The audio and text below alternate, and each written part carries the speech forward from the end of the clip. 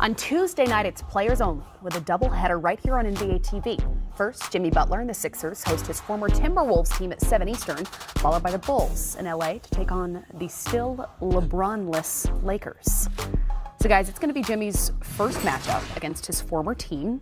We've talked a lot tonight about Tony Parker's return to San Antonio. I would imagine this one will go perhaps a bit differently. I don't think there'd be a lot of hugging each other at half court. As a matter of fact, they might be slugging each other at half court. Nice. I'd like to see, the best matchup for me is going to be Towns versus Embiid. I just like big guys. They both are really skilled.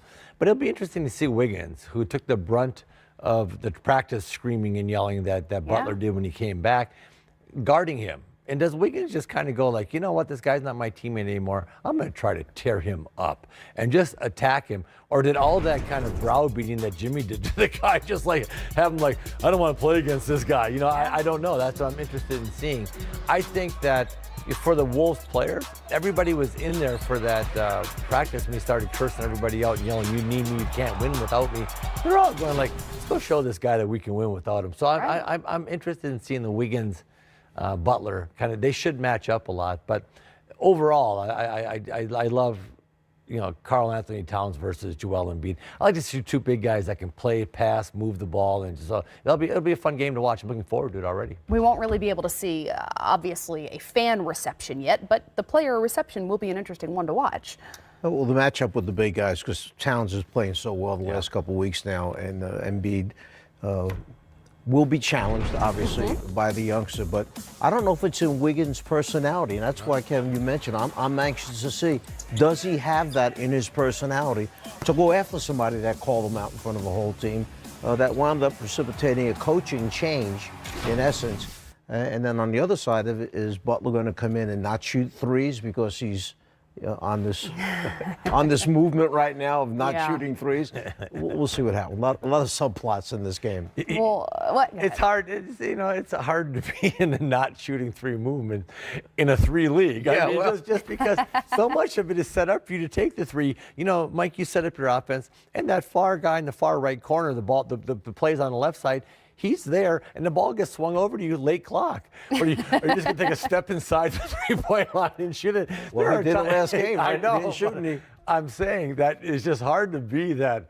Like, I'm just going to be obstinate. I'm not going to shoot a three. It's really hard how the offenses are set up now because they're set up for that swing pass for the three. So that'll be interesting to see. Well, not only will Jimmy Butler face his former team, but Dario Saric, Robert Covington, Jared Bayless, they make their return as well. Coach Brett Brown has said that he gets emotional just talking about Dario, thinking about Dario. What will the return be like for him, a guy who once was considered to be the future of the franchise? I thought Covington and Saric gave those guys last year unbelievable big shots. They defended. They fit into that system, especially when Joel Embiid got hurt and they took him out and they started going small with Ilyasova and that whole small lineup. They won 16 in a row to finish the season. And I thought at that point, Saric had really found his home, that he was going to just play well. He played well in the playoffs, so that was a big piece. I mean, him moving, and Robert Covington might have been their just best defender, wing defender. So I think that. I'm sure Brett Brown, when you're a young coach, Brett's not a young coach, this is his first team. You remember those guys, man. They get you to the playoffs, you win 16 in a row, you win the first round against Miami. Those guys really meant something to him, and I'm sure it's hard to trade. I know it's hard to trade those type guys. Isn't the question, is the Jimmy Butler deal the same gamble that Toronto wound up taking, in essence, that you decided that you're going to go after a star, bring him in, and you hope that you can keep him at the end, because you mentioned those pieces. There's defense with Covington, there's rebounding with those two guys, there's three-point shooting with those two guys. That's all gone now to Minnesota. You did that to get Butler. If he walks, that's one of those big ifs. Right. It scares you, and I hate to say this, but there's already some stuff coming out of there that I don't like reading and just hearing about and stuff like that. So, that's a big gamble for them, and I know they want it to work. And for it to work, I think Philly's going to have to kind of get it together and start playing really good basketball. All year long, they've been teetering on playing good ball, like getting on a roll. There's so many teams at Eastern Conference have got to find their Celtics. Philly. They've got to find their footing and make a run this last 40 games. Well, and they wouldn't sacrifice the happiness of Joel Embiid in favor of the long-term contract for Jimmy Butler, right? If that's not a dynamic that seems to be working. So is the question that you're asking, do you give up Jimmy Butler and let him walk away rather than sacrifice having an unhappy Embiid? Yeah. Ooh. Well, that's a big question. Sure is. Because I was just going to ask Kevin, okay, back in the old days, Kevin, isn't there just too much talking going on right now within teams that wind up tearing teams apart rather than keeping them united and understanding that we have something to say, we say it behind closed doors, and it stays there. Now it's just too much. To be fair, there's also significantly more coverage now than there was then. Yeah, There's but more you know what, coverage, though? there's social media. I couldn't agree more. Okay, say there you have your two reporters, which we had always with our team. Okay, if you said something to them, really, it was going to get in the paper. Believe me. Now it didn't go to Twitter, it didn't go all over the place, but it started there and it went around the league. Mike, every time there was a problem, as you're coaching, what was the first thing you do in the paper when we would go to the airport? You'd read it and you'd say, "Oh man, look at these guys are beefing." All this stuff happened. Yes, the spotlight wasn't quite as bright, but you kept it in-house. Like if you had something to say, you said it in-house. Now these guys feel so emboldened to come out and just say it to the media or to the world or whatever. And it's not like they're thinking about their team. It's like they're thinking about themselves. It's just like, well, I'm going to get this out there to cover my butt. Man, your team, it's team first. And I tell you what, when you put your team first, you don't do a lot of that stuff. Because if you got a problem with something, you address it as a team. And the Butler stuff coming out of Philly, it's just interesting. But you asked the question. I would be hard pressed if I was in any part of that Philly organization to upset Joel Embiid to the point to where he's thinking about maybe not staying. Right. That kid is a unique talent and different. And I love Jimmy Butler. Don't get me wrong. I think that kid's really a player, but. Yeah, exactly. Yeah, you're right, Mike. It's Embiid's got a little bit more weight, if you ask me. So yeah, that's. I hate to even see this though, because basketball is played best. Man, when you have five guys out there without an agenda, or everybody has the same agenda, go win the game. Let's just go win this game tonight, and that's when it's fun to watch. Well, Game Time continues after the break. We'll have a look around the league. It's a 6-game Monday night, and we've got, let's see, the Celtics in action against the Nets, and that is D'Angelo Russell knocking down the corner three, but Jason Tatum firing back here moments later. It's early in the game, 5-5, but we're going to take a look when Game Time continues next. Curry went off for 48 and matched his season-high 11 three-pointers in a win over the Dallas Mavericks. Those 11, by the way, the most threes ever knocked down by a Mavericks opponent. So here's the scenario. Game on the line, you need a three to win. Who takes the shot? Our open court talent discuss.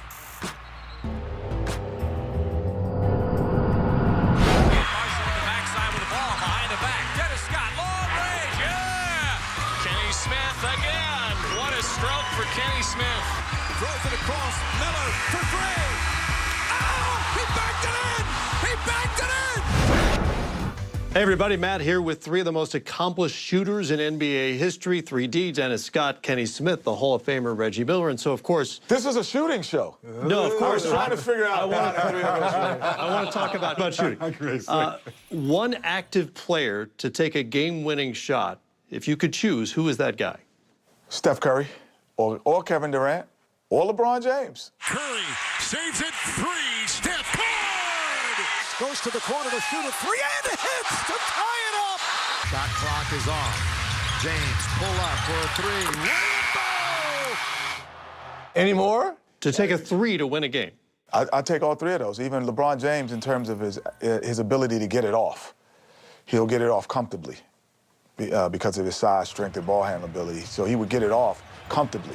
He doesn't shoot with the same accuracy as those other two guys, but he gets a better comfort level at times than those two guys. For me, active, if we're just trying to get a shot clock's going down, it's Kyrie Irving. His ball handling ability to be able to get to any spot on the floor and get his shot off, to your point, he's going to get his shot off. And he's one of the few point guards, well, there's a lot of point guards in the league, and can shoot the three. Definitely guys that I probably would have picked, but if I'm going with someone with ice water in their veins need a shot, I'm going with Dollar Dame, Dame Lillard. A guy that can create his own shot, or you can put him in a high pick and roll, shoots with depth, can shoot deep, and if you foul him, he's going to make foul shots. Does the answer change for any of you if I say it's a catch and shoot three to win a game? Klay Thompson. Yeah. Catch and shoot, I would add Klay to the catch and shoot. Like, it swung back out to him. I would add Klay to that for sure. You know, it's funny, we were talking, James Harden. Ooh, yes, to get a bucket, yes. He could do. Oh, my goodness, to get a bucket, I mean, we're not Catch the dribble, off the dribble. Off the dribble, he's off the great, dribble, but no question about it. He gets to walk and shoot it. So he gets he gets to do the running man. I'll make it harder. Let's go back in history. Any player who's ever played to win a game with a three. Oh, we're sitting right here. Oh, Who are you picking? No, there's a lot of guys. No, I'm not. You could go last if you're not going to talk about yourself. I'm gonna go with Larry Legend. No. To make a three. He said to make a three, right? To make a three. To make a three at the end of the game. Celtics have got 3 seconds. 2. Bird, a runner. It's good. I'm going with Larry Legend. I'm going with the guy sitting here only because the moment for Larry is always the moment. For Reggie, he creates more moments, meaning he's looking for an opportunity. I think at times you hope we get down 3. You know, so there's a difference. But Larry's like, no, I'm not even going to let you get up. I'm going to beat you. He's waiting for that moment. And so for me, watching Reggie over the years, I would have to say Reggie would be the guy I would be. Like, good looking, Kenny. No, Yeah. but and taking it a step further, with Larry, as much as we, love his shooting, he's not going to get open in that situation. Where you, and I'm going to throw Ray Allen into the mix, both of you guys are going to get open because you're probably the best running without the basketball, running off screens and getting open. Now, Now, I'm going to put Larry second, though. I wasn't like, Kenny, Larry's third. Ray Allen's above him. Well, come on now. Those But Ray you know Allen what? and Reggie Miller, we need a three. Larry's not getting open. Him and Ray are getting open to get that three off. Rebound, Bosh. Back out to Allen. His three-pointer. Bang! There's a guy that I would want to be in this mix because he's the leading three-point shooter in the history of playoffs over certain attempts. You know who that guy is, right? Kenny the Jets man. You know. I was waiting for that. You looking That leads to my next question. You may have already answered it, but if in a theoretical world where I could play and I had to choose one of the three of you to win a game with a three, where am I going? We're all going to pick ourselves. That's how confident we. I mean, in all of our careers, we've all hit game winners, we've all hit buzzer beaters, so we know we can do it. So if you're asking openly, I want to. As much as I love both these guys, I want to take that shot first. I would honestly say that these guys were better three-point shooters in this regard. That was such a big part of their diet. And for me, it became a part of my diet later on. But I had to learn to be that. It is, like Reggie Miller, we played at UCLA in Pauley Pavilion and in North Carolina. We were like, guard him from here. Right. That didn't come into my life until about my 5th year, 4th year in the NBA. It was always part of Dennis Scott's repertoire, a steady part of that diet, the long ball shot. I was catching up with you all the time. Right. Now, I just still think I could shoot the ball. But I just know that you guys it was a better diet. We all have different strengths at different times. But at the end of a game, to a man, we're all going to say, put the ball in our hands. Kenny wants those shots. Yeah, one of the He biggest wants those moments. shots. One of the I always biggest wanted moments. those shots. Yeah. We were actually in the biggest moments in Rocket and Orlando basketball history. Hit a three-pointer to tie the game to send it to overtime in the NBA Finals. He's been on fire and hits. He's tied the game. But before that, this dude, In the regulation, he comes right. back and hits another one. Back to Scott. Three, and he's tied Back to back. Yep. It was him and I. You haven't made my job any easier. Well, here, how about this? Who are you going to pick? If your life depended on it, and your family's life depended on it, and they needed a three to get them out. Come on, Matt. I will answer the question. I've got bad news for you and my family. I turned it over before I ever got it. I will tell you this: if you I'm sitting here and not there. if you gave it to any of us, your family lives. That's a tough question. One shot, games on the line. We won't go life is on the line like they did, but who are you picking to knock down the three? Oh, they talked about him. Taking Larry. Larry Bird. I've seen it happen too many times to think it's coincidence. Yeah. And, Dennis was talking about Larry not getting open. That could not be farther from what would happen. Larry had an unbelievable ability to make big shots, first of all. He's 6'9" and unbelievably strong, so he could shoot that ball turning any sideways. It was a flick of the wrist for him. Plus, he had an unbelievable basketball IQ. The harder you chased him, the more he used that to his advantage. He'd stop and go, give you a little shove. He got open as well as anybody could get open. Now, he didn't get open in today's way of just sprinting around. He got open with stop and start and stop and start. So, believe me, he would have got the ball. I've seen him make a ton of shots, and I tell you, I've often said this. Had Larry actually started taking 200 threes a day in practice like they do now, I have no idea what he would shoot. Larry shot 5, 10, 15 threes at the end of practice. It's all anybody shot back then. Because, Mike, the three wasn't a big part of it. These guys today shoot 200, 250, 300 threes after practice just working on that shot. Yeah, imagine if he had been doing that all of that time. Yes. Right. Goodness. Having coached 3 different organizations, my best three-point shooters going back, Mark Price, Mike Miller, Wesley Person, that played for me. When you look at the top ones, Larry was definitely in there, along with Reggie Miller, along with Ray Allen, and you have to put Steph Curry in there. Oh, yeah. I mean, those are, to me, your top ones. All right. Well, after the break, Game Time is going to continue with a look ahead to Tuesday night and players only, baby. Since we just showed you Dennis Scott, we got to pay tribute. Jimmy Butler and the Sixers are hosting his former Timberwolves team, and we're going to be right back.